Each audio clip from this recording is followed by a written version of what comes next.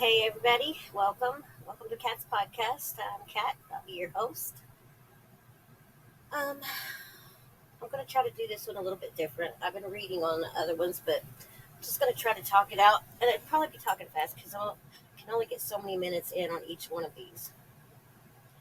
But let's see. Start. Okay. I remember one time. Um, okay. He was sending me to Louisville, to the worst end of Louisville, to get some drugs. And the reason he sent me is because most of the drug dealers were men, and you seem to get a better deal being a female. Well, I get over there, and there's another girl there, and she asked me for some. So when I was leaving, I was like, "Oh, I'll just open it up and give me her one little bit, and then I'll head home." And if you know anything about this drug at all, it's the devil. It's the straight devil. But I knew once it wasn't. I mean, I knew. I guess once you hit that stuff, you can't hardly stop. So after we both hit it, we were both paranoid stuck there. That's why she was stuck there before I got there, obviously. But um, so we ended up doing more until the drugs, until they were gone. Well, I got so scared I didn't want to come home. I knew I was going to get beat down, probably the beat down of my life. So she knew where an abandoned house was, and she knew a few people over there. So I just took off with her. Well, I was over there for 7 straight days. I was scared to death to even call my family or anything because I knew he would figure out if they knew, if they were lying or whatever, and he would be harassing them, and I didn't want him doing that. So nobody knew where I was at, if I was dead, if I was alive. They probably thought that he done did something to me and hid me somewhere, to be honest. But uh, for 7 days, I know you can probably live without food. You can live without food probably for a while. But one thing you cannot live without is water. I was so thirsty. It was in the middle of the night, and I was by myself, and I started walking down the sidewalk on the street and just looking for a spigot on the side of a house somewhere. I was so thirsty, and I could not even find a spigot. But I remember seeing a phone booth, and to me, it was kind of like a sign. I had enough change to make a phone call, so I got in that booth and I called my mom's house, and my sister and them didn't even live with my mom, but they were there. Everybody was waiting to hear from me. They was scared to death that I was gone. And when I called, I said, "Mom," and I heard my sister say, "Is it Kathy? Give me the phone." And she grabbed the phone from my mom, and my brother answered another phone. It was a home phone, not a cell phone. And they both were crying, "Please, Kathy, where are you at? Please tell us where you're at. We love you."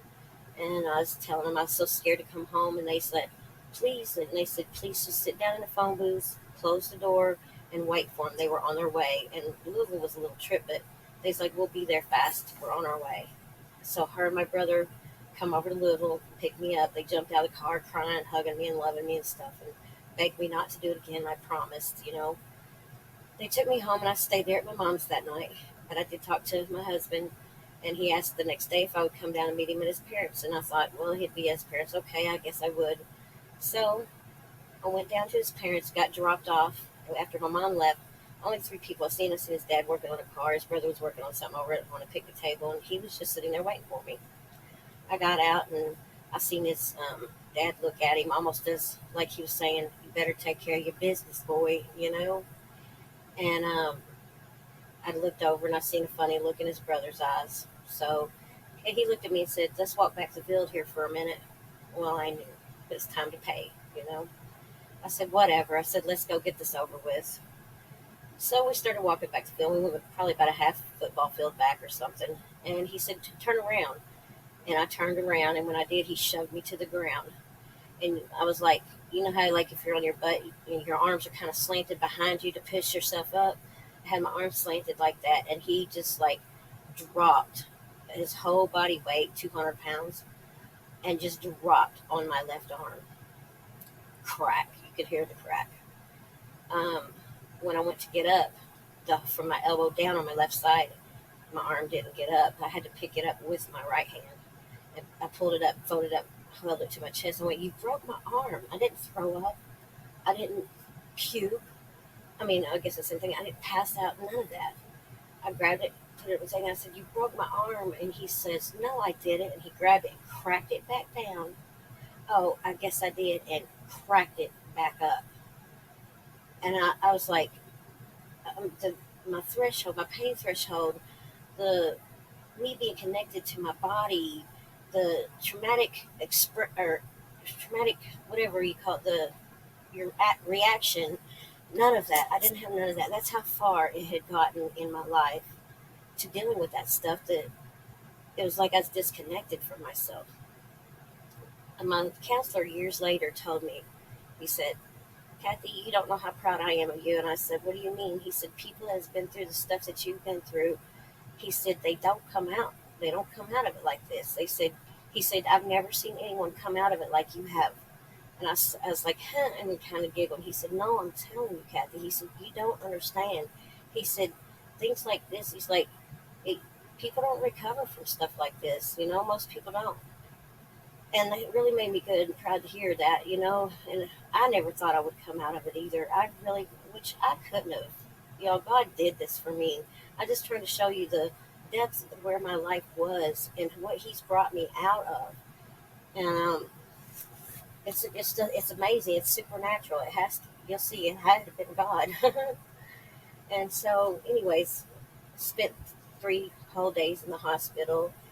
Um, when a C-section baby, having a baby, you spend 1 day. This was so messed up that I spent 3 whole days, and my mom said it was what was sickest part was he come in and asked the nurses for a cot because he was staying with me the whole time, acting like he cared.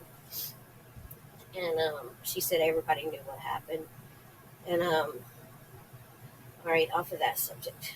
Okay, let's see what I was going to say. I'm trying to think of the next thing to do that goes in line with this. I just know everything started getting spiritually weird and evil. One time we had to go away for the weekend, and this is when I lived in an apartment above my parents' garage, and Fred wasn't allowed here, but I would hide him up there a lot because he didn't have nowhere to go. And we were supposed to leave for the weekend, and he didn't have nowhere to go, so I said, hey, you could stay here, but you cannot be downstairs around my mom's house, in their yard, none of that. If anybody sees you, it'll be the downfall. I will be banned from this place forever. So he promised. Well, when we got back, my parents didn't park in the garage, but my dad spent a lot of time in there. But we had just got back. I went and opened the garage door because that's the way I had to go to get upstairs in the apartment. And there was a big pile of junk where you would park the car. I was like, oh my God, if my dad opens the door and sees that, he would flip out. And so I heard him run out there. I was like, where did you put all this stuff? You got to help me get it up. Because I figured I had a moment because they would be unpacking. He's like, it's just garbage. I was like, oh my God, I'll go down and tell him I forgot about it and take it out to the garbage. I went down there. It wasn't garbage. It was things. Like I found my dad's Bible from when he was 6 years old and presented to him from his Sunday school teacher and stuff like that. I'm like, what is wrong with him? I hurried up and got it all picked up and everything. I went back upstairs. He was acting so weird. I was like, what is wrong with him? And as soon as I walked in, he said, here, come here. I want to show you something. And then this is a studio apartment. It's one big, huge room with the kitchen in it, basically, off the side. And then there's one bathroom over to the side with the door and everything. And I was like, what? I was like, you all right? You know what I mean? He's like, yeah, look. In that small apartment, he had like 6 or 7 different places. He took me in a circle to show me each and every one of them, where he had set up like little figurines of Jesus and angels and a Bible in each spot and a mirror in each spot. And my dad worked for Jeff Boat, so he had like boxes of safety glasses downstairs. Well, he had these safety glasses, and he had them positioned all around the mirrors. One spot, his dad had passed away. Well, from his funeral, he got some flowers in this thing. It was like a circle, and you could put stuff down in it. The flowers were down in the middle. Well, the front part of it was like little slats of glass, and the back part was little slats but taller of mirror. And on the thing, and on the mirror it says, "In loving memory of." He had all the junk that I had in there. There was just stuff thrown in pins, things like that. It was just full of junk. It was gone, and there was a picture of my daughter sitting in it, pointed toward the mirrors that said, "In loving memory of." Oh, it made me sick, people. Just made me sick. he says, "Come here, look at this one." And as he's taking me around each one, look at this. Something squirted me in my face, and I was like, I jumped back. I was like, "What is that? What is that?" And it was something, I don't know. I thought it was something that made me start seeing things or whatever. But the TV was on, and it was like Benny Hinn, and but it looked like Benny Hinn. It was supposed to be Benny Hinn, but this was a sick looking, demonic looking Benny Hinn, and saying weird stuff, not normal stuff you'd hear on a preaching show. So I heard him call downstairs, and my mom, she knew. I told her he was there. I was like, "What's on your TV?" And I said, "Turn it to the station." She turned it. I said, "Is it Benny Hinn?" She said, "Yeah, it's Benny Hinn." And I was like, "What is he saying?" I made her turn it up. I was like, "My Benny Hinn's not saying that, Mom. He looks sick and demonic." And the Bible, I looked at the Bible. I was like, "Does your Bible say this?" And she opened it up, and she's like, "No." I was like, "My Bible's not saying what it's supposed to say." I was like, it was freaking me out. So I called this prayer line on TV, and I used to call if I got scared or whatever. And the sad part is he is on the bed looking at me, laughing at me, this evil laugh and smiling ear to ear because the joy he was getting out of tormenting and scaring the crap out of me. And I called and I said, "I need prayer." And they put me on the line with somebody praying. They said, "Okay, what do you need prayer for?" And I was like, "I don't really know how to explain it." I was like, "Something's wrong with my husband." I said, "I feel like he's like demonic, like I'm fighting demons or something." And she said, "Honey, I don't want to scare you." I said, "What?" She said, "You're not fighting demons." I said, "I'm not." And she said, "No, honey, you are fighting Satan himself." I'm like tripping out. You hear me? Um, there was a time, like, it wasn't long after all this when he got it was crazy when things went crazy when he had to leave. The police had to be called and everything, but he was snort cocaine and stuff. I told you that, but he had some stuff on a plate, and my daughter was up there, and when I come up there, she'd seen it, and he said, "Here, snort this." I was like, "Hold on," and I went to snort. My daughter said, "Stop, Mom," and I was like, "What?"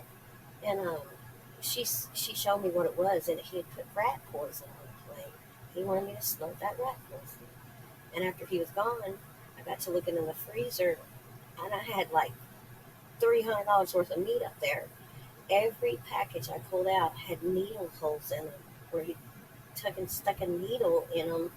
I don't know what he put in them, but every bit of it had to be thrown away. Weird stuff, just such weird stuff. And the time when the police did come, right before that, he had done had my phone and everything, and he said, "You put me in prison, you bitch." And I'm like, "What are you talking about? I never put you in prison." Well, a long time ago, his whole family went to prison. His brother, mom, dad, all of them, because they his his brother and them was robbing places, and uh, his woman at the time, she had two babies, and she was part of it. She was caught up in this thing, maybe going to prison, and the brother told her to turn state's evidence on them, and she's like, I guess he told her to so that she could stay home with her babies. So the parents was always had an issue because they felt like it wasn't fair that they went to prison and she didn't, and so they always had a thing about that they soft spot, you know. And so when he said, "You put me in prison, bitch," it was almost like it was his dad talking through it, not him. His dad was dead. And one night his mom calls me and his dad's already dead. She said, "I know what you're doing up there in that apartment with my Fred. You need to worry about your Fred down there in the jailhouse." Because mine was locked up. And it tripped us out then. Tripped us out. Me and my kids were the only ones here, so I had to call the police and I gave a report. So I'm not trying to press charges on no one or none, but I need to probably make a report because my kids were scared to death. I was like, if she comes out here or something like that, I'm just gonna have to shoot her. I'm not gonna get into any fights or confrontations or nothing with this crazy lady. I'll probably just have to shoot her. But so much stuff like that was happening, and it just was getting worse and worse and worse. And I remember one time he says, "If you're gonna love me, you have to love us all. And I was like, love you all, love all of you. And it was crazy. It was crazy, crazy, crazy. And I didn't think I was ever going to get away from it. I didn't know what to do.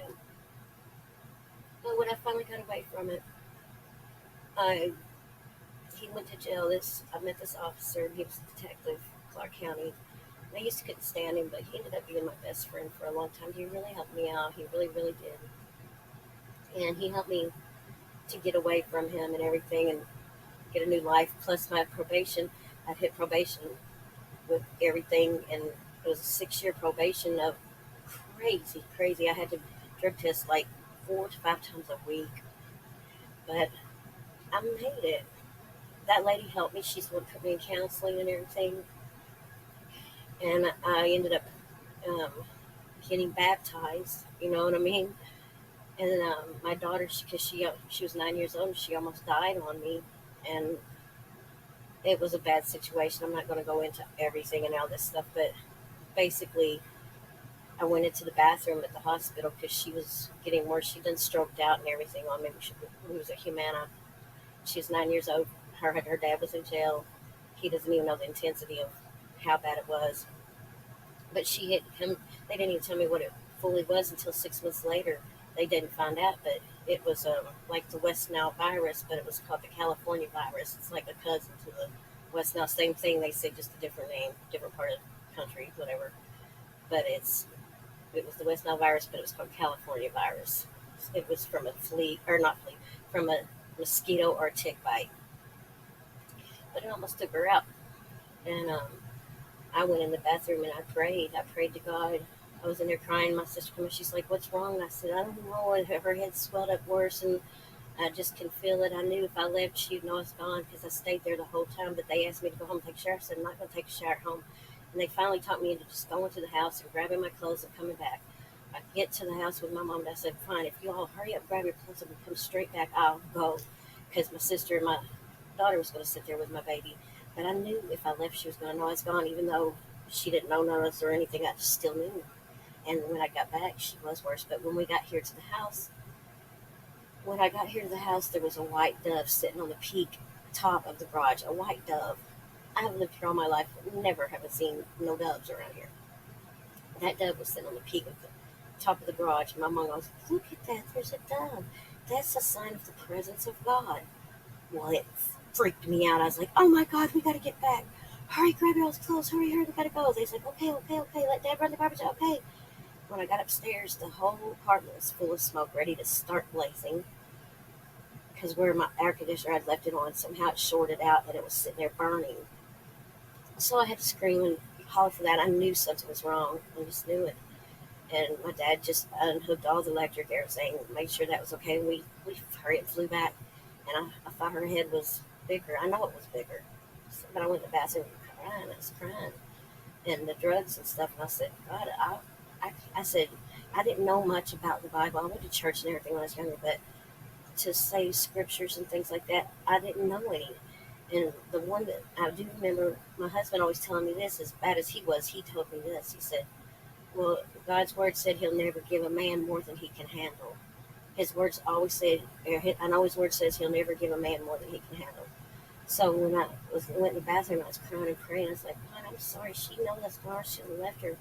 And I was making deals. I was like, "Please, I'll quit doing this stuff if you just let me have my daughter back." And I was like, "Your word says you will not give no man more than they can handle." And I started bawling. I said, "And this, I cannot handle. I can't handle this."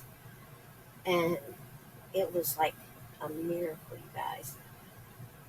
When my sister came in and asked me that, I was telling her, she said, "Did you go tell the nurse?"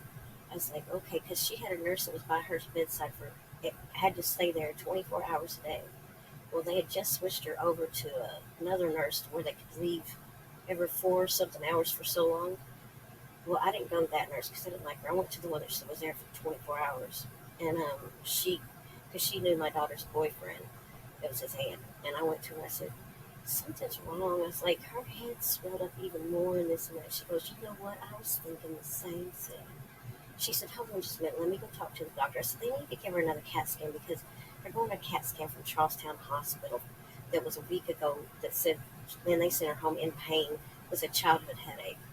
She's like, okay, let me go talk to the doctor. Well, when they come back, they were hurrying, flying, unhooking her and everything, throwing her in emergency. He's like, we're going to give her a CT scan. He's going to do it. So I was like, oh, okay. So they hurried, got her on there, and flew out like emergency. When they come back and they said, this is after I cried to God in the bathroom. They come back fast and they started. One of them was getting her ready and pulled out this big old potty chair, and she's out of it. She doesn't know any of us.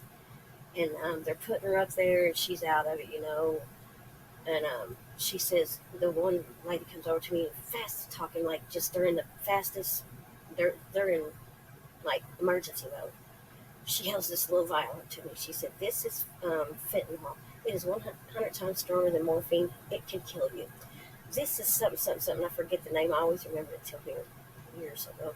And it will drain the fluid off of her brain so fast that it could kill her. And I was like, yeah. And they say, do we have the permission to give it to her? Do we have permission to give it to her? And both of them, I'm like, I guess okay. You know what I mean? Because she was gone anyway. She was checking out more and more by the minute. And there was a 14 or 17-year-old boy down the hall. It was the same thing, and his brain level was already reduced to a 4-year-old level. So, you know what I mean? What am I going to say? So they put her on that potty chair. They shot that stuff into her little thing. What do we call it? Intravenous, whatever thingy. They shot it in there, and I'm talking, stuff started coming out of my daughter like you would not believe. Like pee and everything, just God. I mean, she's flooding as they stuck it in. It was like it was coming out that potty chair. And that lady says, "I need another one. I need another one." And that she done filled it up and started filling up another one. And that my daughter looked up at us after days, you all, days, and she went. She thought she was in the bathroom, and we were all in the bathroom with her. She looked up. She's like, "What are we all doing in here? Come on in." Hold on. Yes, forever. In Jesus Christ's precious, holy, powerful name. Amen. Okay, family, until next time. Hasta la vista, baby.